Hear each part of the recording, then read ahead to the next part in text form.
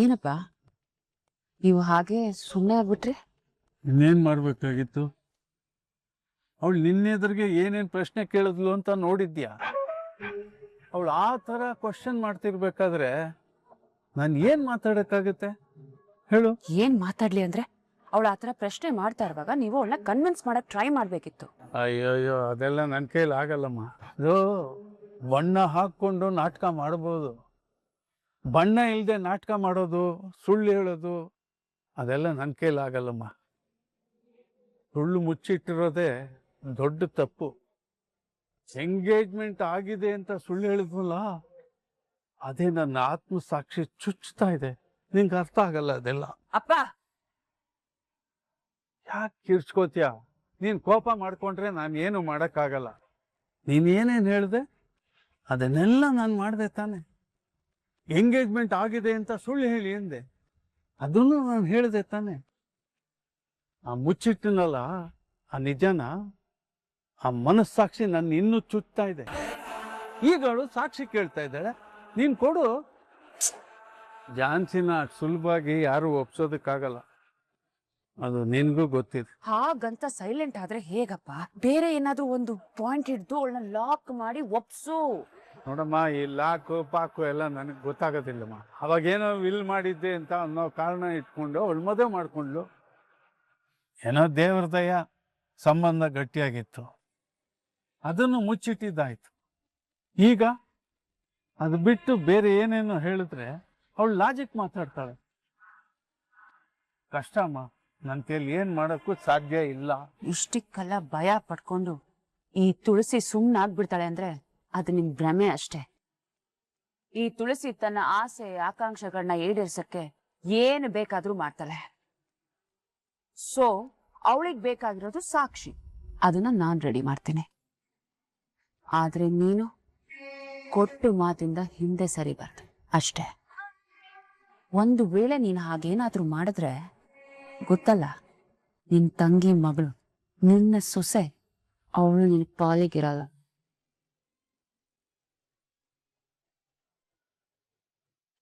ಹುಟ್ಟಿದ್ರೆ ಇಂಥ ಮಕ್ಕಳೇ ಹುಟ್ಟಬೇಕು. ಆಸ್ತಿ ಮಾಡಬಾರ್ದು. ಬಡವರಾಗೆ ಇದ್ರೆ ಬದುಕು ಚೆನ್ನಾಗಿರುತ್ತೆ. ಇಂಥ ಮಕ್ಕಳ ಹುಟ್ಟೋದು ಕರ್ಮಕಾಂಡ.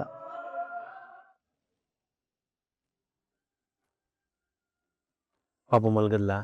ಹಾ ರಾಮಾಚಾರಿ, ಅಲ್ಲ, ನಿಮ್ಗೂ ಟೈಮ್ ಸಿಗಲ್ಲ, ರೆಸ್ಟ್ ಮಾಡಕ್ ನೀವು ಮಲ್ಕೋಬೇಕು ತಾನೆ. ಅದು ನಿನ್ ಜೊತೆ ಒಂದು ವಿಷಯ ಮಾತಾಡ್ಬೇಕಿತ್ತು, ಅದಕ್ ಬಂದೆ. ಏನು? ಅದೇ ರಾಮಾಚಾರಿ, ಜಾನ್ಸಿಗೆ ಯಾರಾದ್ರೂ ಸತ್ಯ ಹೇಳೋ ಪ್ರಯತ್ನ ಮಾಡ್ತಿದಾರ? ಸದ್ಯದ ಪರಿಸ್ಥಿತಿಲಿ ಆ ರೀತಿ ಪ್ರಯತ್ನ ಯಾರಿಂದನೂ ಆಗ್ತಾ ಇಲ್ಲ ಮೇಡಮ್. ಅದು ಮುಖ್ಯವಾಗಿ ಅವ್ರ ತಾತನ ಕಡೆಯಿಂದನೇ ಆಗಿದ್ದಿದ್ರೆ ಎಲ್ಲ ಒಳ್ಳೇದಾಗ್ತಿತ್ತು. ಆದ್ರೆ ಯಾಕೆ ಅವರು ಏನು ಸತ್ಯ ಹೇಳದೆ ಹಿಂದೆ ಸರಿದು ಮುಚ್ಚಿಡ್ತಾ ಇದ್ದಾರೋ ಒಂದು ಅರ್ಥ ಆಗ್ತಾ ಇಲ್ಲ. ಹಾಗಾಗಿ ಈಗ ರಾಘು ಬೇರೆ ರೀತಿ ಏನಾದ್ರು ಪ್ರಯತ್ನ ಮಾಡ್ಬೇಕು ಅಂತ ಯೋಚನೆ ಮಾಡ್ತಾ ಇದ್ದಾನೆ, ಬಿಟ್ರೆ ಬೇರೆ ಯಾರು ಪ್ರಯತ್ನ ಮಾಡ್ತಾ ಇಲ್ಲ. ರಾಘು ಅವ್ರ ಪ್ರಯತ್ನ ಮಾಡ್ಲಿ ರಾಮಾಚಾರಿ, ಆದ್ರೆ ಬೇರೆ ಯಾರಾದ್ರೂ ಸತ್ಯನ ಅರ್ಥ ಮಾಡ್ಸೋ ಪ್ರಯತ್ನ ಮಾಡ್ಬೇಕು. ಹೌದು ಮೇಡಮ್, ಆದ್ರೆ ಅದನ್ನ ಯಾರು ಮಾಡಿದ್ರೆ ತಂಗಿ ಒಪ್ಕೋತಾಳೆ ಅನ್ನೋದೇ ಗೊತ್ತಾಗ್ತಿಲ್ಲ. ಅವಳು ಒಪ್ಕೊಳ್ಳೋದು ಬಿಡೋದು ಆಮೇಲೆ ರಾಮಾಚಾರಿ, ಆದ್ರೆ ಸತ್ಯ ಹೇಳೋ ಪ್ರಯತ್ನ ಆಗ್ಬೇಕಲ್ವಾ? ನೀವು ಹೇಳ್ತಿರೋದು ಸರಿ ಮೇಡಮ್, ಆದ್ರೆ ಪ್ರಯತ್ನ ಮಾಡೋರು ಯಾರು? ನೋಡು, ಬೇರೆ ಯಾರೋ ಸತ್ಯ ಹೇಳಲಿ ಅಂತ ಕಾಯೋದು ಬೇಡ, ನಾವೇ ಅವಳಿಗೆ ಸತ್ಯ ಹೇಳ್ಬಿಡೋಣ. ಅಟ್ಲೀಸ್ಟ್ ಅವಳಿಗೆ ಅದ್ರ ಬಗ್ಗೆ ಸಣ್ಣದಾಗಿ ಯೋಚನೆ ಶುರು ಆಗ್ಲಿ, ಪ್ರಶ್ನೆಗಳು ಹುಟ್ಕೊಳ್ಳಿ. ಕರೆಕ್ಟ್ ಮೇಡಮ್, ಒಂದು ಪ್ರಯತ್ನ ನಾವು ಮಾಡೋಣ, ಫಲ ಅಫಲ ಅವನಿಗೆ ಬಿಡೋಣ. ಏನಾಗತ್ತೆ ನೋಡೋಣ, ನೀವು ಇವಾಗಲೇ ಫೋನ್ ಮಾಡಿ.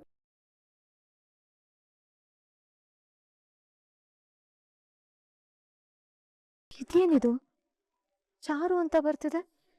ಯಾರಿರ್ಬೋದು? ಹಲೋ ಜಾನ್ಸಿ, ನಾನು ಚಾರು ಮಾತಾಡ್ತಿರೋದು. ಚಾರು? ಸಾರಿ, ಯಾರಂತ ಗೊತ್ತಾಗ್ಲಿಲ್ಲ. ಗೊತ್ತಾಗುತ್ತೆ ಬಿಡು ಜಾನ್ಸಿ, ನಿನ್ ನೆನಪಿಂದ ಇರೇಸ್ ಆಗಿರೋ 7.5 ತಿಂಗಳಿನ ನೆನಪಲ್ಲಿ ನಾನು ಒಬ್ಳು.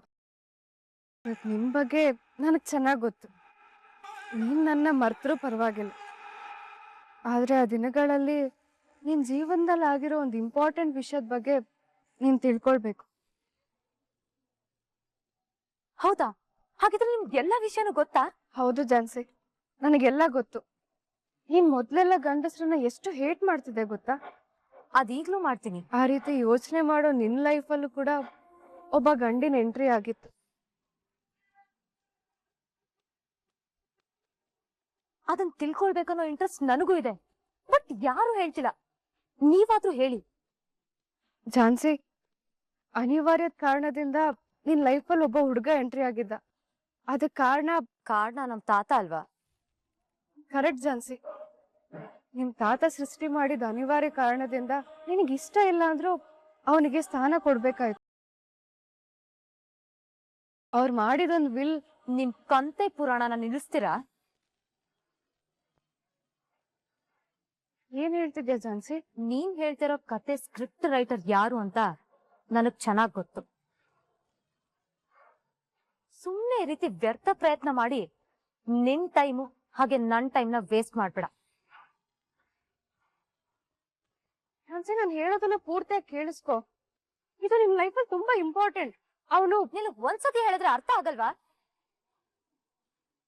ನನಗಿಂತ ಅನಾವಶ್ಯಕ ವಿಷಯಗಳ ಬಗ್ಗೆ ತಿಳ್ಕೊಳ್ಳೋ ಯಾವ ಇಂಟ್ರೆಸ್ಟು ಇಲ್ಲ. ಸೊ ಮತ್ತೆ ನೀನ್ ನನಗ್ ಫೋನ್ ಮಾಡೋ ಪ್ರಯತ್ನ ಮಾಡ್ಬೇಡ. ಪುನಃ ಮಾಡಿದ್ರೆ ಸರಿ ಇರಲ್ಲ. ರಾಘು, ಈ ಮನೆ ಮಗ ರಾಘವೇಂದ್ರ.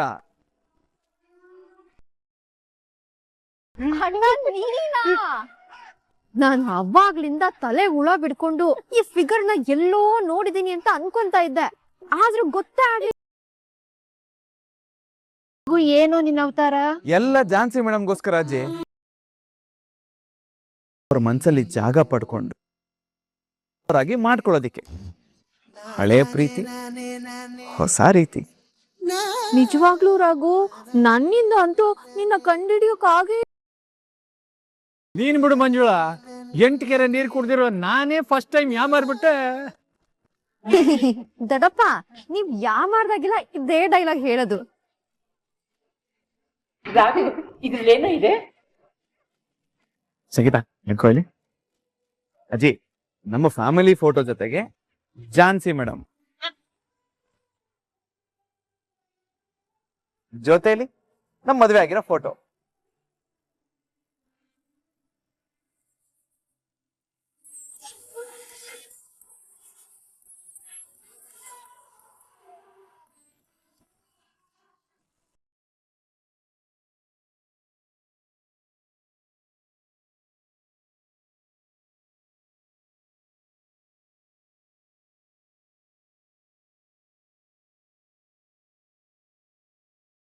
ಮನೆಗ್ ಕರ್ಕೊಂಡ್ ಬಂದು ದೀಪ ಹಚ್ಚಿಸ್ಬೇಕಾ ಸೊಸೆನ? ಫೋಟೋನಲ್ಲಿ ಕರ್ಕೊಂಡ್ ಬಂದಿದೀಯಲ್ಲೋ? ನೀವು ತಲೆ ಕೆಡ್ಸ್ಕೊಬೇಡಿ ಅಜ್ಜಿ. ಇವತ್ತು ಫೋಟೋದಲ್ಲಿ ಬಂದಿರೋರು ನಾಳೆ ದಿನ ಖುದ್ದಾಗ ಅವರೇ ಮನೆಗೆ ಬರ್ತಾರೆ. ಅವ್ರನ್ನ ಕರ್ಕೊಂಡು ಬರ್ಬೇಕು ಅಂತಾನೆ ಅಲ್ವಾ ಈ ಬದಲಾವಣೆ. ಆದಷ್ಟು ಬೇಗ ಆ ದಿನ ಬರ್ಲಿ ಅನ್ನೋದೇ ನಮ್ಮ ಬಯಕೆ. ಬಂದೇ ಬರುತ್ತೆ ದೊಡ್ಡಪ್ಪ.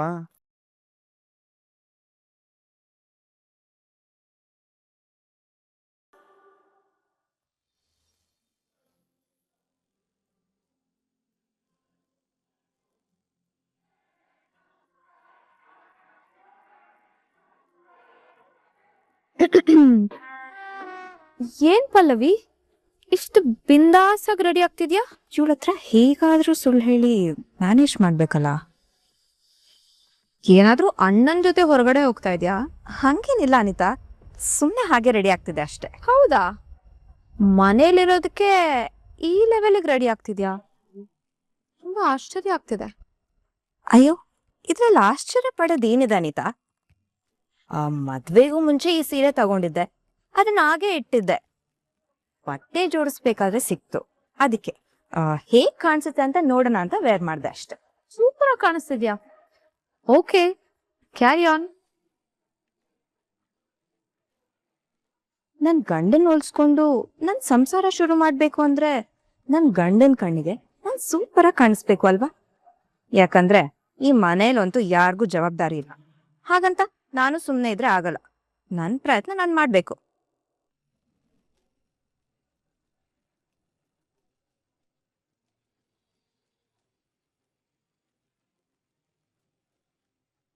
ಅಂತದೇನಿದೆ ಈ ಪೆನ್ ಡ್ರೈವ್ ಅಲ್ಲಿ?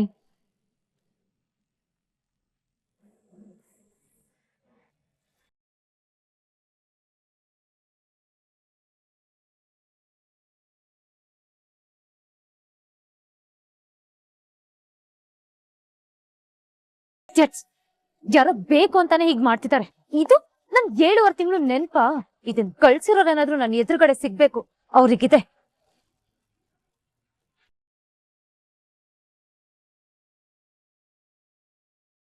Pranav, is everything okay? ನಾನು ಹೋದ್ಮೇಲೆ ಸಕ್ಸಸ್ಫುಲ್ ಆಗದೆ ಬರ್ತೀನಾ?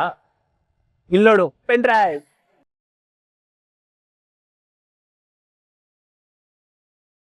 Wow, good job. ನೀನ್ ಸೂಪರ್ ಮಗನೆ. ಅಂದ್ಹಾಗೆ ಅದ್ರಲ್ಲಿ ಏನಿತ್ತು? ಆ ರಾಮಾಚಾರಿ ಹೆಂಡತಿ ಚಾರುದು ಶ್ರೀಮಂತದ ವಿಡಿಯೋ, ಅದನ್ನ ನಡ್ಸ್ಕೊಟ್ಟಿದ್ದು ಇವರಿಬ್ರೆ ತಾನೆ? Thank God. Good job Pranav. Thank you mom. Mom, catch it.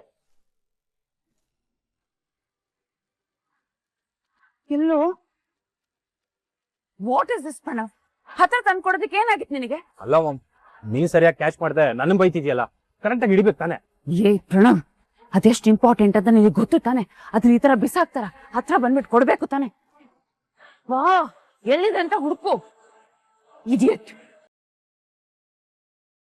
ಸ್ವಂತ ಬುಕ್ಸ್ ಹುಡುಕು. ಎಷ್ಟು ಇಂಪಾರ್ಟೆಂಟ್ ಇದೆ, ಅದನ್ನ ಯಾರಾದ್ರೂ ಹತ್ರ ಬಿಸಾಕ್ತಾರ? ಅಲ್ಲಿ ನೋಡು, ಆ ಕಾರ್ನರ್ ಅಲ್ಲಿ ನೋಡು, ಮುಂದೆ ನೋಡು. ಒಂದ್ ಸೆಕೆಂಡ್ ಅಲ್ಲಿ ಎಂತ ಕೆಲಸ ಮಾಡ್ಬಿಟ್ಟೆ. ಹುಡುಕು.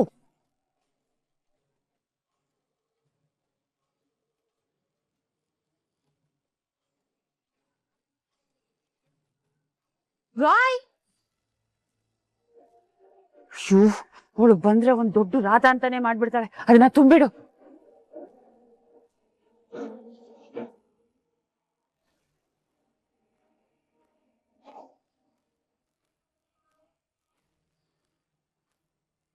ಅತ್ತೆ, ಏನೋ ಹುಡುಕ್ತಿರೋ ಹಾಗಿದೆ. ನಾನೇನ್ ಹುಡುಕಿ? ಏನಿಲ್ಲಮ್ಮ. ಒಂದ್ ವೇಳೆ ಕಳ್ಕೊಂಡಿದ್ರೆ ಅದ್ ನಿಮ್ದಾಗಿದ್ರೆ ಖಂಡಿತವಾಗ್ಲೂ ಸಿಗುತ್ತೆ. ಇಲ್ಲ ಅಂದ್ರೆ ಪ್ರಯತ್ನ ಮಾಡೋದಕ್ ಹೋಗ್ಬೇಡಿ. ಯಾಕಂದ್ರೆ ಅದ್ ಯಾರಿಗ್ ಸೇರ್ಬೇಕೋ, ಯಾರಿಗ್ ಸಿಗ್ಬೇಕೋ ಅವರಿಗೆ ಸಿಗೋದು.